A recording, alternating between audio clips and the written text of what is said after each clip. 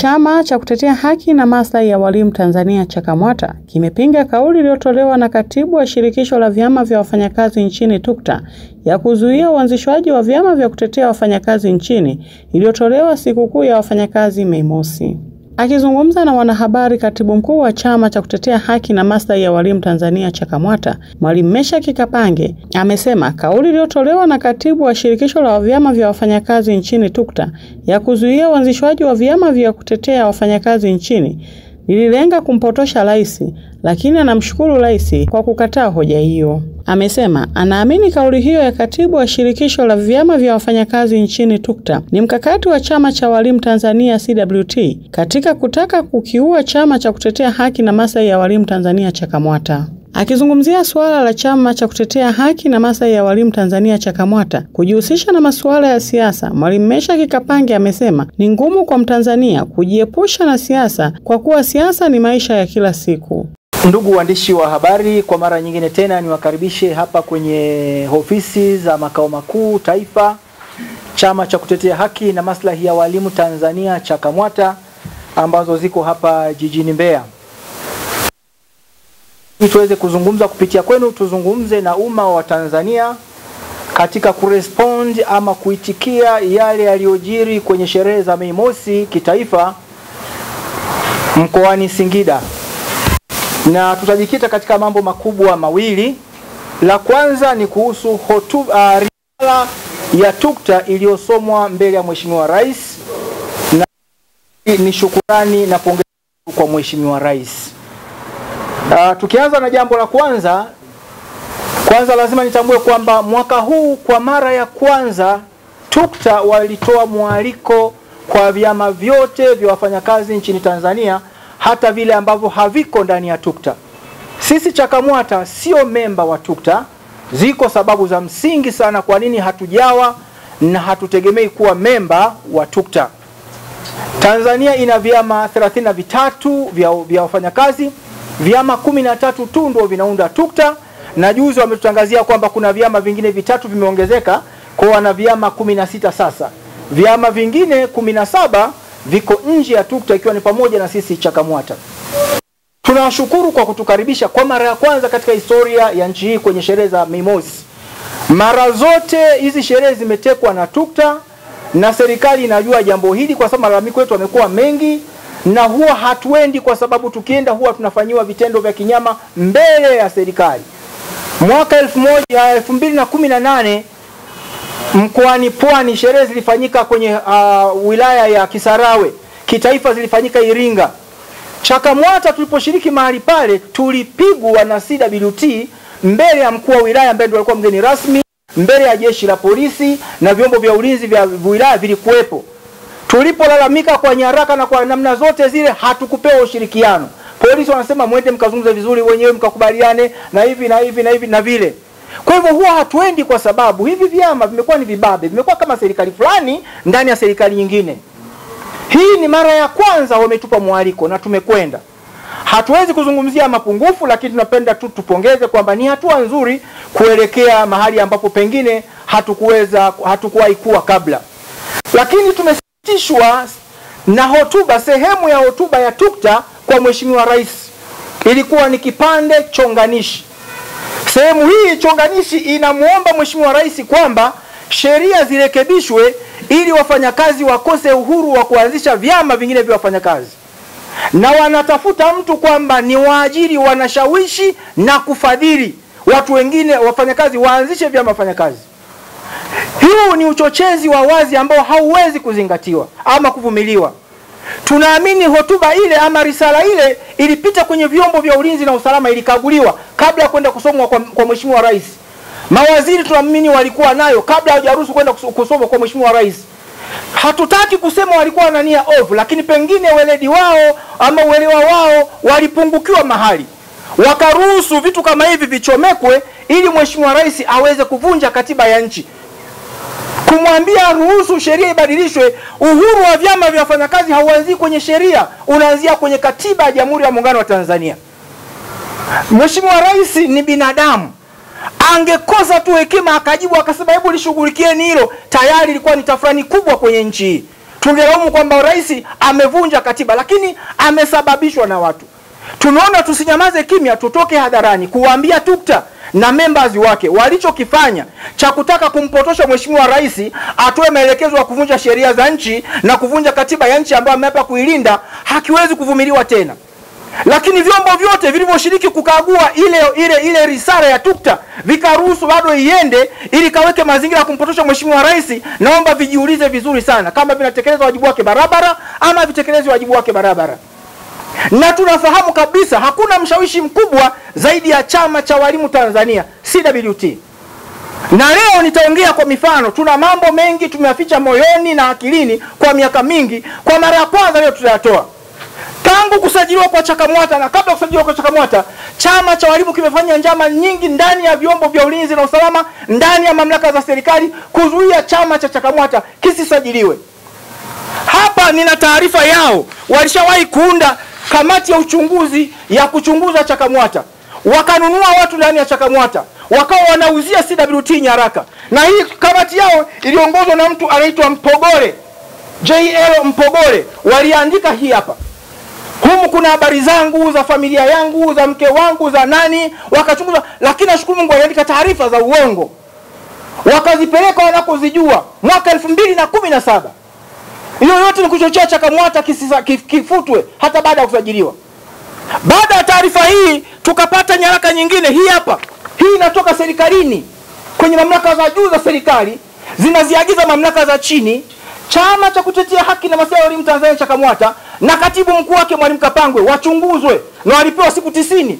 Nilichunguzwa nikiwa sijui kama nachunguzwa.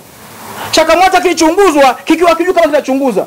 Lugha iliyoko humu kwenye hii barua iliyotoka serikalini ndio lugha iliyoko kwenye hii karatasi ya CWT.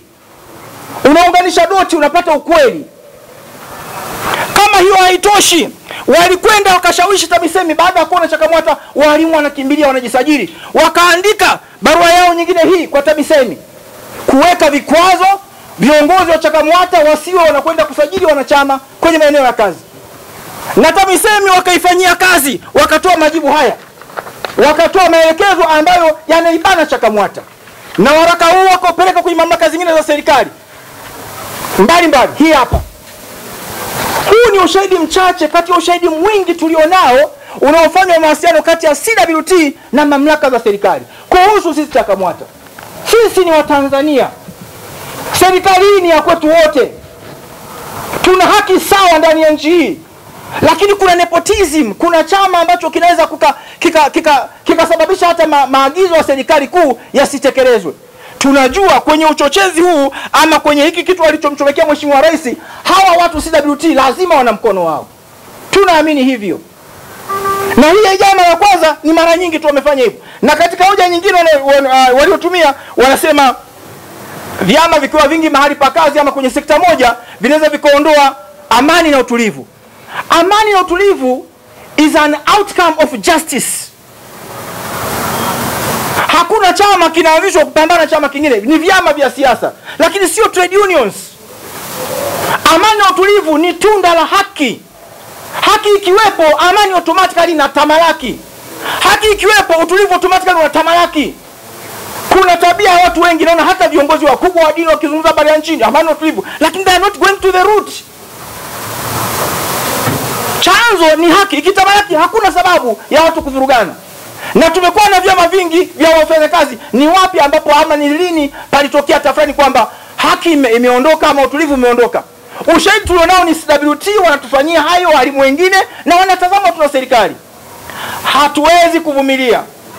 Rais sio single person kama tunavyoona Mama Samia, ni taasisi. Mama Samia ndio kiongozi wa taasisi, wa Rais ndio kiongozi wa taasisi. Attempt kupotosha chombo ambacho ndio kimeshika roho ya nchi, kikiyumba kidogo nchi inaharibika, kikifanya hivi kidogo nchi na sheki, kutumbukiza vitu kama hivi. Hiki kitendo tunaomba TUCTA wasikirudie na memba wao wasikirudie tena. Wao wanaenjoy uhuru wa nchi, walianzisha vyama kwa uhuru. Kwa nini hataki watu wengine waenjoy uhuru wa nchi hii? Wanataka kumiliki Tanzania kwa peke yao au Tanganyika kwa peke yao? Tumeona tutoke hadharani tuyazungumze haya. Kwa nini tunazungumza? Yako mengi tunayajua. Kuna waziri aliwahi kupita ofisi ya waziri mkuu akamhoji msajili wa vyama vya wafanyakazi ajieleze kwa nini alisajili CHAKAMWATA wakati kuna CWT. Leo simtaji waziri huyo, nikija siku nyingine kama haya yanaendelea nitamtaja hadharani, na yeye anajua akisikia ujumbe. Tarehe 26 mwezi wa 3 2019 kuna tukio limefanyika chuo cha mipango Dodoma. Waziri mkuu alikuwa ndo mgeni rasmi. Kuna kauli zimetolewa pale, na ikaonekana kabisa waziri mkuu hapendi vyama vingine nje ya CWT. Baada hapo tumepata matatizo mengi. Sasa haya majaribio yameanza kwa mawaziri, yamekuja kwa waziri mkuu, leo yanakwenda kwa mheshimiwa rais. Hatungependa yaendelee. Na kipawa yake mama rais, asante Mwenyezi Mungu ambaye alimpa hekima na busara ya kujibu lile kwamba kuna mikataba ya kimataifa, lakini pia ni katiba ya Jamhuri ya Muungano wa Tanzania ndio inaozaa sheria. Sheria ya ajira ya mahusiano kazini haijasimama hewani, ina misingi kwenye katiba.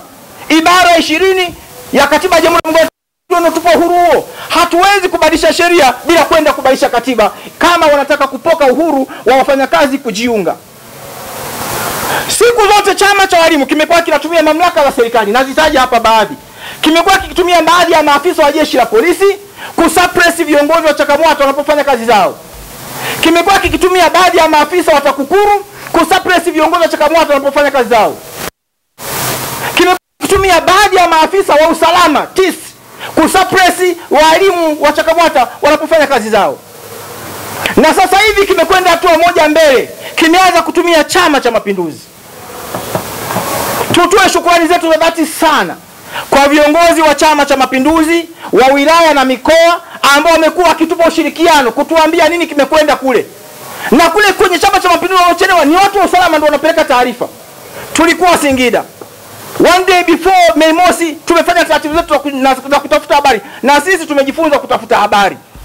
Kama watu wanatafuta za kwetu na sisi tunatafuta za kwao. Tumepata ushahidi wa kwamba wanatumia vyombo vya dola kusuppress wenzao wasijiunge kwenye CHAKAMWATA. Na hao watu wa vyombo vya usalama wasio waaminifu ndio wanakwenda kwa viongozi wa Chama cha Mapinduzi. Na viongozi wa Chama cha Mapinduzi kama amekuja afisa kutoka kwenye chombo cha usalama anaamini kwamba basi ni za kweli, kumbe amelishwa somewhere. Tunawashukuru sana viongozi wa Chama cha Mapinduzi wa mikoa na wilaya wanaotupa ushirikiano. Na sisi tunawaambia bayana kila kitu cha ukweli. Wengine hawajui nini kilijiri Singida. Kuelekea siku ya Mei Mosi, CHAKAMWATA tulikuwa na wanachama wa pale Singida na nje ya Singida, na wengine kutoka nyanda za juu kusini, na wengine ukanda wa pwani. Na tumelipa posho. Hizi habari za kulipa kwa mujibu wa sheria ya ajira na mahusiano kazini ni confidential kati ya analipwa na mlipwaji. Naomba CHAKAMWATA wanisamehe kwa sababu limetokea kwenye mazingira haya, hasina budi kuyasema. Tumetoa posho kwa wanachama wetu shilingi 80,000 kwa siku. Tumetoa usafiri magari 7 kukusanya wanachama wetu pale Singida kuwaleta kwenye tukio. CWT wamedanganywa wanachama wao. Wamekaa vituoni hawakupelekewa magari. Mishahara imepanda mara 2. Kwa mara ya kwanza 2022, kwa mara ya pili sasa. Hatujui uchumi wa nchi ukoje. Tuna mambo mengi ya kutafiti na kuzungumza. Kwa sababu uongozi wa nchi ni wa sisi sote tuzungumze.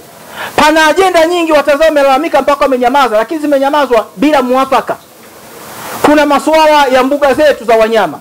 Kuna masuala ya madini. Kuna masuala ya bandari zetu. Hivi vyote ni vilio. Uchumi wa nchi uko mikononi mwa nani? Ni nani anajua tunakusanya shilingi ngapi? Kwa hiyo kabla ya kuishurutisha ama kuihimiza serikali ipandishe mishahara, kama Watanzania tunapenda nchi yetu, lazima tuende kwenye ground tukafanye research. Uchumi wetu ukoje? Hiki ni kitu kilikuwa kinatuingizia fedha sana. Leo kinafanyaje? Kinafanya vizuri, kinafanya vibaya. Nini kimetokea? Nchi hii pia inaumizwa na nepotism. Mtu anafanya makosa hapa, baada ya kuadhibiwa anahamishwa apelekwe mahali pengine. Lakini mtu ameiba kuku au amesema vibaya kwenye mitandao ya kijamii, umetukana, umefanya hivi, anahukumiwa sio kama mhalifu gani. Lakini kuna wahalifu wanaua nchi. Kwa hiyo regardless kwamba huu ni mwaka wa uchaguzi, sisi kama wafanyakazi tunashukuru kwa kile ambacho tumepewa. Tunamshukuru Mheshimiwa Rais. Sasa habari ya uchaguzi sisi hautuhusu, wanasiasa itawahusu. Lakini siasa inatuhusu sote kwa sababu siasa ni maisha. Lakini sio katika platform ya jukwaa la kisiasa. Naweza kuongea hapa hoja zingine mtu akasema is a political. So can you define politics? What politics is? Niwahi kuja na mama sita masiku moja tumealikwa akaleta CWT kwenye kikao ambacho bunge limetupangia sisi. Akaniambia Mwalimu Kapange unafanya siasa, nikamuuliza mimi sio mwanasiasa, wewe mama sita mwanasiasa. Define here what politics is. Can you define? Kuna wanasiasa hata maana ya siasa hawajui. Mvua siponyesha tunazungumza habari ya kilimo. Tumekuwa wakulima. Soko la feri samaki sio hapatikani vizuri, tunazungumza habari ya samaki. Tumekuwa wavuvi. Kwa nini ukizungumza agenda ambazo ziko kisiasa tunaambia umekuwa mwanasiasa? Politics is life baba. Kwa sababu ni maisha hayo. Lakini ukizungumza sio kwamba ndio umekuwa mwanasiasa. So kisiasa kabisa, politically wanasiasa watajua. Lakini sisi wafanyakazi, sisi ya kwetu ni kwamba asante, tumepata ambacho tulikuwa tunatafuta. Sasa hakitoshi, kinatosha, haya yanakuja ni mengine. Ni bora kuwa nacho kichache kuliko kutokuwa nacho kabisa. Tumepata hiki kimeongezwa, kama hakitoshi tutaendelea kudai mama hakitoshi. Kama atakuwa ni yeye ama atakuwa rais mwingine atakuwa nani, tutaendelea kudai hakitoshi kulinganisha na gharama za maisha. Lakini pana fakta nyingi hapa, mishahara kupanda ama kutokupanda. Kutazama uchumi wetu, njia zinazotuletea uchumi wetu ziko mikononi mwa nani? Kwa nini tumempa yule na si huyu? Tulishindwa wapi? Siasa ujamaa ilitupa tu ovyo ovyo, lakini kabla ya kuitupa ilikuwa lazima kuna vitu vifanye. Njia kuu zote za uzalishaji na za kiuchumi zilikuwa mikononi mwa umma. Zinapoondoka umma haukushirikishwa. Tuambiwa tunauza nyumba, tulishirikishwa. Tulifanya mjadala. Tulikubaliana tuuze nini na tusiuze nini. Kuna siku tuambiwa barabara zote kafikishwa mtu fulani, tutafanya nini? Hapa ndipo penye tatizo la uchumi wa nchi yetu ambao ndio unazaa mishahara ya wafanyakazi. Na sisi kama wasomi wa nchi, kabla ya kuangalia mishahara tuangalie taifa economically status yake ikoje. Njia tunazotuingizia uchumi zinazojenga nchi yetu zikoje? Na kwa nini ziko hivyo? Pana mengi ya kujadili kama taifa. Nikiripoti kutoka Mbeya, Jacqueline Mwangama, Kusaga TV.